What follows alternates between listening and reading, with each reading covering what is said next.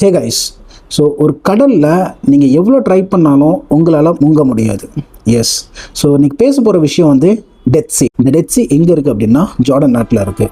So இந்த கடலில் நீங்கள் எவ்வளோ ட்ரை பண்ணாலும் உங்களால் முங்க முடியாது. நீங்கள் வந்து ஃப்ளோட்டிங்லேயே தான் இருப்பீங்க. ஏன் இந்த கடலை நான் டெத் சின்னு சொல்கிறேன் அப்படின்னா, இந்த கடலில் எந்த ஒரு ஜீவராசிகளும் இருக்காது, மீன் இருக்காது, எந்த ஒரு செடிகளும் இருக்காது. ஈவன் மற்ற கடலை கம்பேர் பண்ணும்போது பாக்டீரியா கூட கம்மியாக தான் இருக்கும்.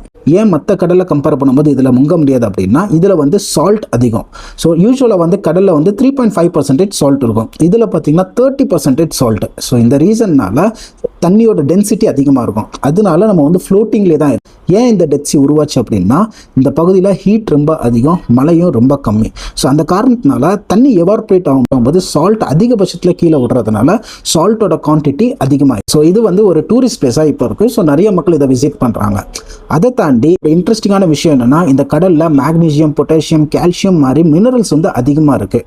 ஸோ அதே மாதிரி இங்கே குளிக்கிறவங்க என்ன சொல்லியிருக்காங்கன்னா, அவங்களோட ஸ்கின் டிசீஸ், ஏதாவது போன் ரிலேட்டட் டிசீஸ் ஏதாவது இருக்குது அப்படின்னா அது வந்து க்யூர் ஆகுது.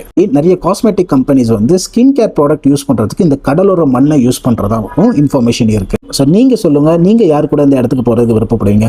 நெக்ஸ்ட் வீடியோவில் மீட் பண்ணுறேன். அது வரைக்கும் டேக் கேர்.